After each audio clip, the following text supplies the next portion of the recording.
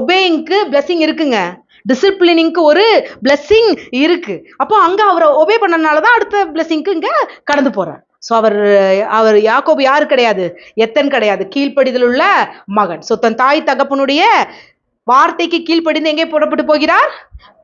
ஆரானுக்கு, பேர் சபாவை விட்டு ஆரானுக்கு கீழ்ப்படிந்து போறார். அப்பா அம்மாவுடைய சத்தத்தை விட்டு அவர் தனித்து இருக்கும் போது, இனி எனக்கு யாரு இல்லையே, கவலைப்பட்டிருப்பார் இல்லையா, இனி நம்ம என்ன பண்ண போறோம், ஏது பண்ண போறோம்னு அவர் அந்த பயத்தோடும் திகிலோடும் இருக்கும் பொழுது ஒருவர் அவருக்கு தரிசனமாகிறார்.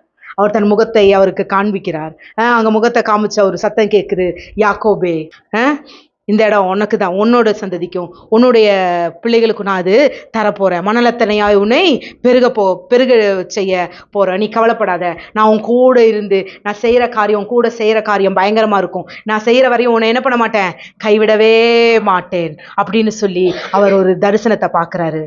யாருடைய தரிசனத்தை, யாருடைய முகத்தை பார்க்க முடியல, அப்பா அம்மாவோட முகத்தை பார்க்க முடியாதவர் இங்கே தூதனுடைய முகத்தை பார்க்கிறார். அப்பா அம்மாவுடைய சத்தத்தை கேட்க முடியாதவர் தேவனுடைய சத்தத்தை இங்கே கேட்கிறார். நான் உன் கூடயே இருக்க போறேன், எல்லா அப்பா அம்மா போயிடலாம், உன்னை உற்றார் உறவினர்கள் எல்லாம் போயிடலாம், நான் உன் கூட இருந்து செய்கிற காரியம் வரையும் உன்னோடு கூட இருப்பேன்.